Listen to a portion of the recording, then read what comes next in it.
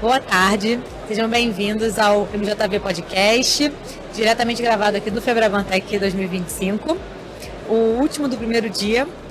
Eu sou a Luciana Montenegro, diretora de marketing aqui da MJV, e hoje eu estou moderando o episódio Tecnologia com Propósito, como a inovação está redesenhando o setor de seguros. Para me ajudar a conduzir esse tema, tenho aqui Marcele Fontes, diretora regional da MJV Alphaville. Seja bem-vinda. Boa tarde, obrigada. Boa tarde. E a nossa convidada, minha xará, Luciana Pova, superintendente sênior de TI da Bradesco Seguros. Seja muito bem-vinda, Luciana. É um prazer ter você aqui.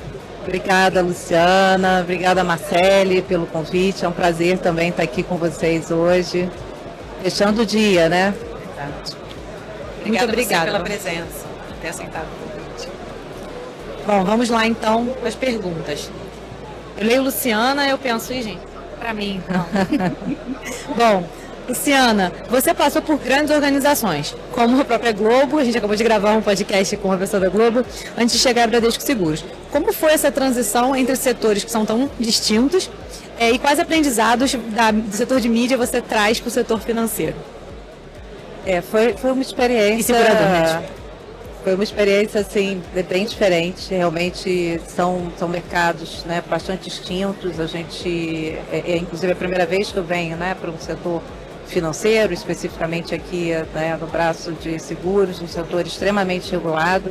E venho da Globo, até foi bastante interessante, né, eu chegar aqui e encontrar o Carlos Otávio aqui fazendo outro podcast, né, a gente vive com ele aí durante muitos anos na Globo e passei por todo esse movimento de transformação digital que a Globo teve que passar com a entrada aí do streaming, né? Então toda essa indústria de mídia ela foi muito afetada com esse movimento e teve que ter uma reação muito rápida, né? Para se manter ali relevante no mercado. E acho que o que a gente traz ali da indústria de mídia primeiro esse olhar do cliente. Né? Quando a gente está falando da indústria de mídia, o que a gente precisa capturar o tempo inteiro é a atenção das pessoas, né? O olhar dos nossos clientes, dos nossos telespectadores. Então, esse olhar assim, incansável pelo melhor conteúdo, pela melhor abordagem, por como eu estou presente em todas as plataformas, em todo momento, na vida do cliente, facilitando, acho que isso é um olhar que a gente tem que trazer para o mercado segurador, que é um mercado mais tradicional. Né? Portanto, um pouco mais conservador, mas que também vem sendo desafiado. A gente tem aí as insurtechs entrando, a gente tem um consumidor totalmente digital, né? que não aceita mais os modelos de atendimento que você não tem tudo na palma da sua mão, na hora que você quer, no momento que você quer, e quer um produto que seja feito sob medida para ele, né? E não é um produto que todo mundo compra, não. Eu posso ter uma necessidade diferente da Marcele e da Luciana, né? Então, acho que a gente traz esse olhar, assim, do como você realmente fazer uma transformação cultural, para que você pense dessa forma, você seja ágil, que você tenha foco total nessa experiência e no olhar do seu cliente. Como é que eu capturo essa atenção também no mercado segurador?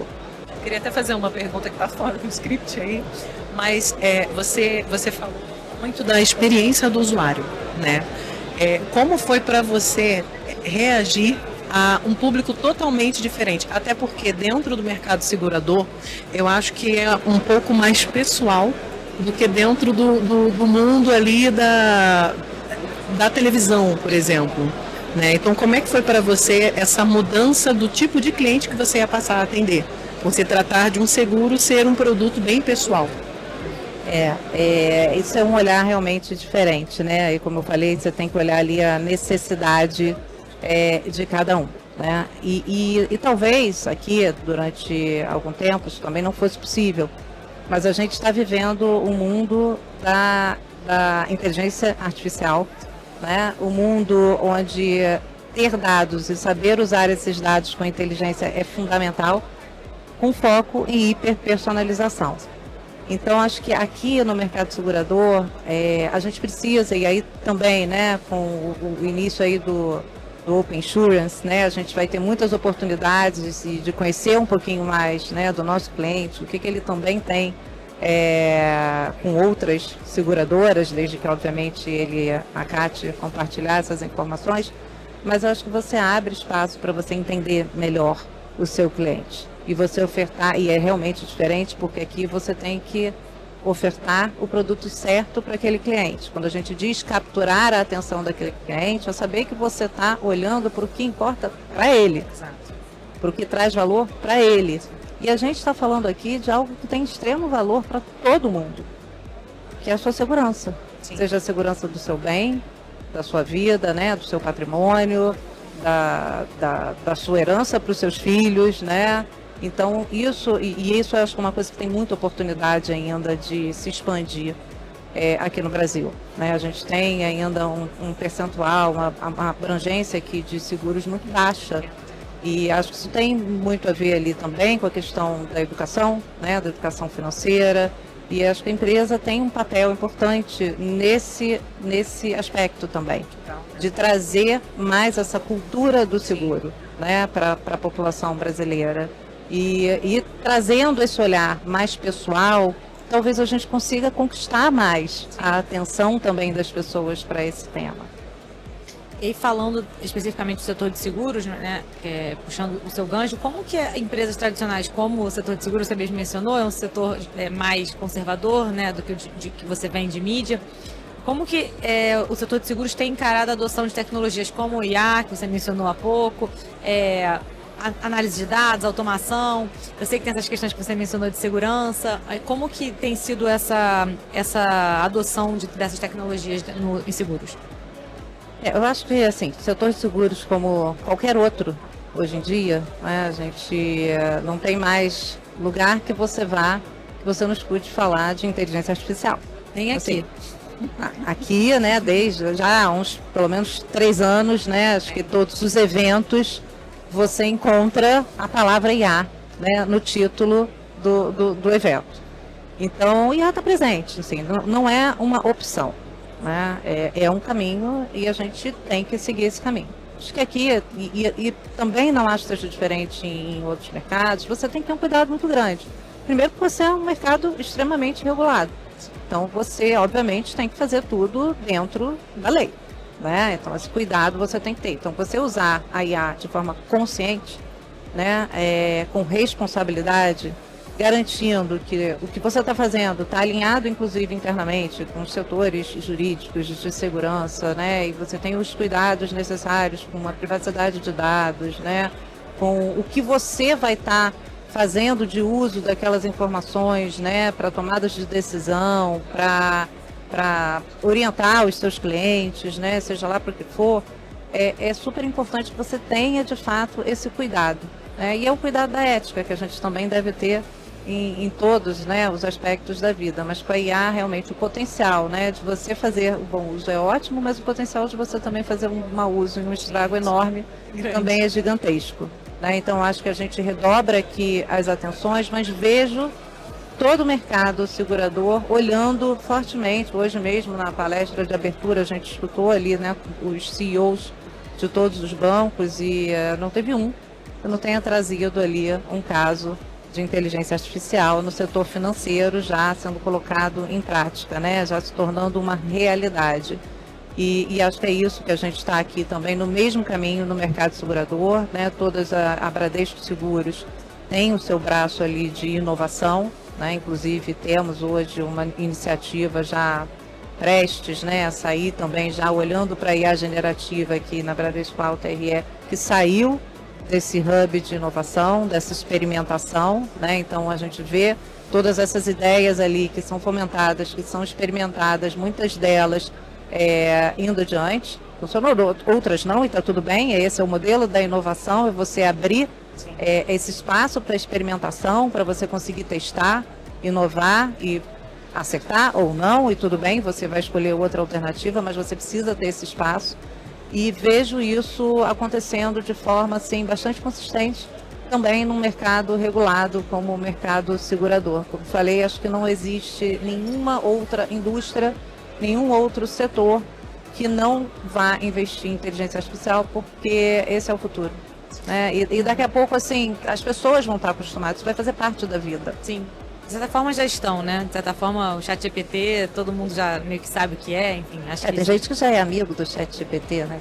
sim, Terapia. exatamente. Tem. Eu fiquei impressionada com outra pesquisa que eu li, o quanto as pessoas estão usando efetivamente o ChatGPT para como psicólogo. Para aplacar a solidão, verdade. Exatamente. Inclusive, até fazendo um adendo aqui, eles também, por exemplo, no Japão, eles estão utilizando a IA para eles criaram uma ferramenta para que as pessoas se conheçam e voltem a se relacionar para procriar, porque a taxa de natalidade do Japão despencou. Porque o mundo digital, as pessoas elas estão, até por conta da cultura também, né? Mas no mundo digital, as pessoas estão cada vez mais ficando dentro de casa, resolvendo tudo digitalmente. E o relacionamento interpessoal, como é que você tem? A IA vem para ajudar também a melhorar a taxa de natalidade do Japão. Então, assim, foi o que você falou, ter os dados e usar com segurança e sabedoria. Você pode usar para o mal, como para o bem também. Exatamente. A gente espera que seja para o bem, né? Exatamente. E na operação e no relacionamento com clientes, você consegue citar exemplos de mudanças práticas que você já tem visto por conta da adoção da IA, né, de tecnologias novas? Sim.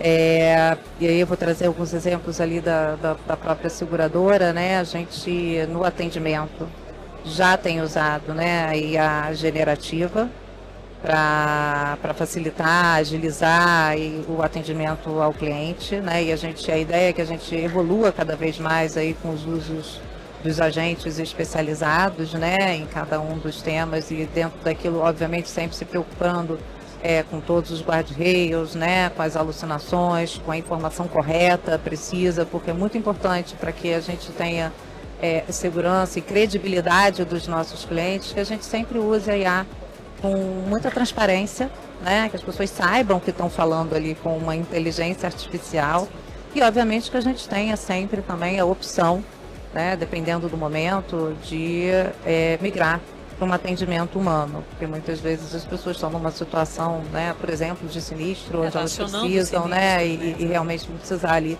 de um atendimento humano. Então a gente já tem usado e já começou esse movimento, já é uma realidade, né, de usar a IA generativa no atendimento e estamos também evoluindo no atendimento ao corretor, né, para os nossos corretores, assim como nas operações internas. A gente já usa IA há muito tempo, né, para toda a parte de subscrição, né, onde a gente tem que lidar com um volume de variáveis muito grandes, né, para avaliação de risco, para análise de sinistro, né, então a gente já faz ali, acelera o processo todo de análise de sinistro, com o uso de inteligência artificial, análise das fotos que são enviadas, né, para já fazer uma estimativa, um cálculo inicial ali de valor de sinistro. Então, assim, a gente já usa, de fato, inteligência artificial há bastante tempo no Bradesco e agora a gente vem evoluindo muito com o olhar da inteligência artificial generativa. Bom, queria mudar aqui um pouco o foco, mas complementando o que você está falando, agora eu queria falar sobre cultura organizacional, porque isso tudo que a gente está conversando não tem como ser adotado dentro da empresa se não houver uma mudança de cultura, né? Acho que é inevitável. Então eu queria entender, na sua opinião, qual que é o papel da cultura organizacional nesse processo de mudança de mindset, adoção de tecnologias novas. Se você acha que ainda está muito embrionário isso ou se já está mais avançado. Cultura não é uma coisa fácil de se mudar, né? A cultura, ela leva tempo.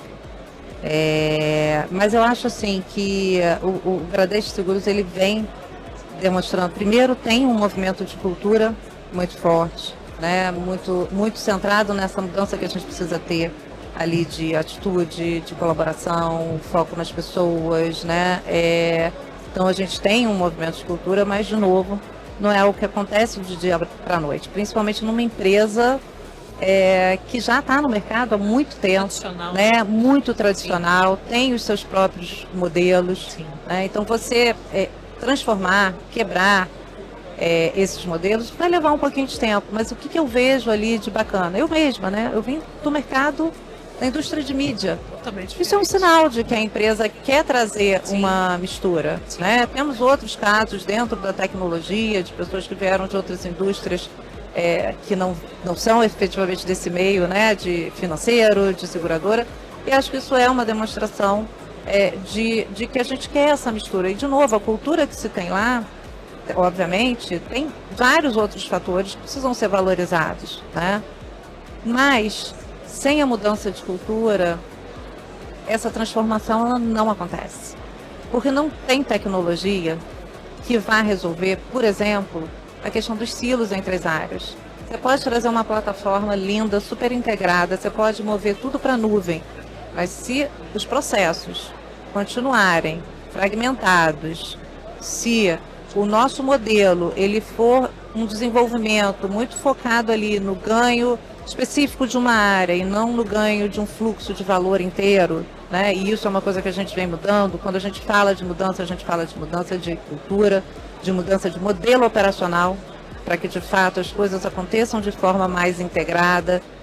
De novo, trazer aqui a tecnologia, que não é pela tecnologia, assim como a IA.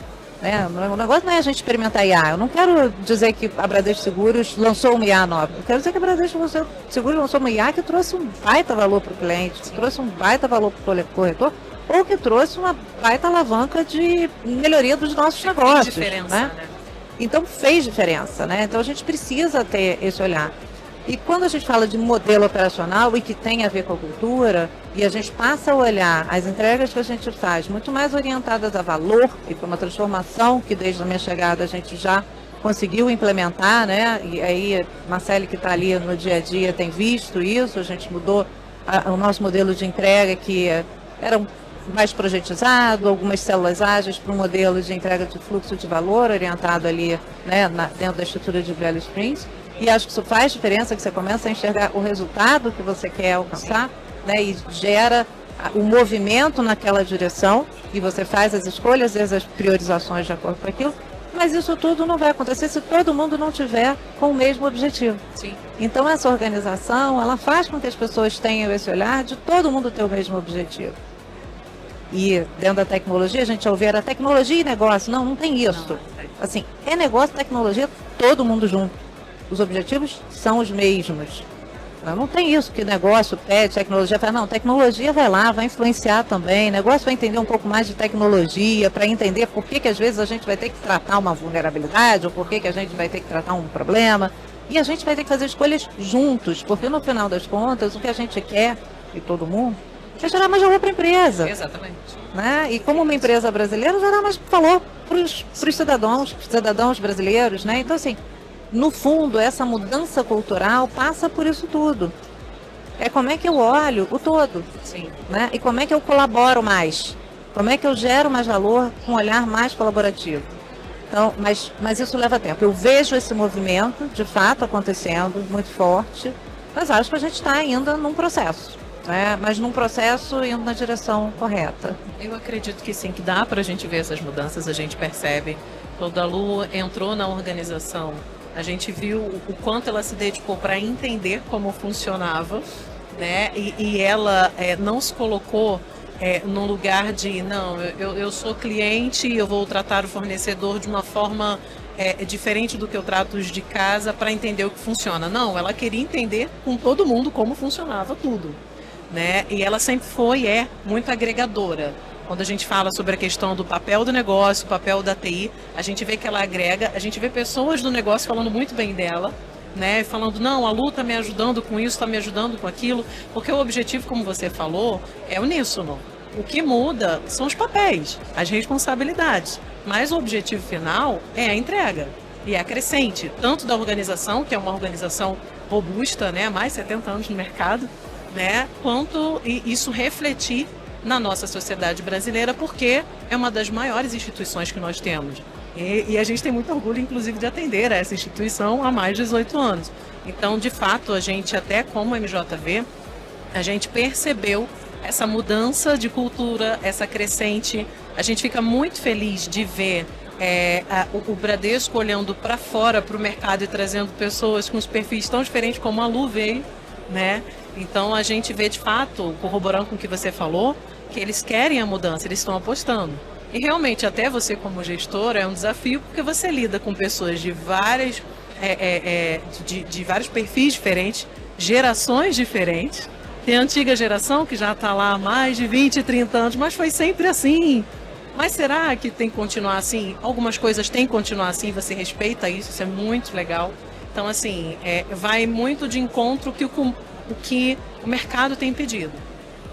Mudar, sim, a cultura com certa celeridade, mas considerando também a particularidade, às vezes, de uma empresa um pouco mais tradicional, como é. Será que também não é bacana eu manter a tradição nesse aspecto? Eu acho que é mais seguro. Enfim, esse misto é um desafio, né? Como gestora... Eu vou trazer um ponto aqui, porque eu acho que assim, a beleza, né, da mudança e da mudança cultural é exatamente você conseguir aceitar essa diversidade, mas a diversidade nesse sentido, né? Você vai ter contribuição de todas as partes, você saber respeitar que todas as contribuições, elas são válidas e são enriquecedoras, e que é o conjunto disso tudo, né, que vai ajudar a gente a fazer algo diferente.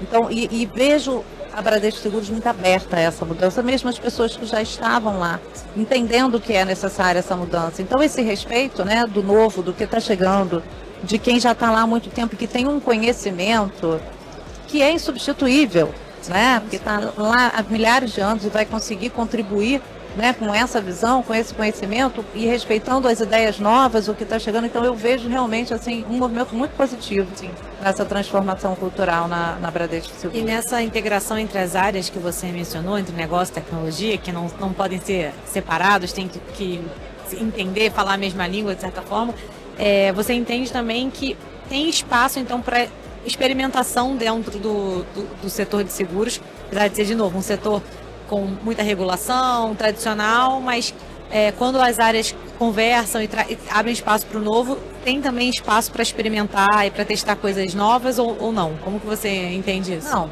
totalmente. Acho que a gente vem fomentando muito isso. Acho que tem questões e que a gente tem que, com o uso da tecnologia, ajudar. Acho que tem questões complexas. A gente vem de um mercado aí que tem ainda, né, muitos sistemas legados, existe uma complexidade muitas vezes tecnológica, né, para você conseguir inovar e ser ágil, né, e fazer. A gente vem trabalhando aí numa fundação de dados para que isso, que está bastante avançado já, para que isso ajude a gente, né, nessa modernização e nessa transformação que a gente tem que fazer.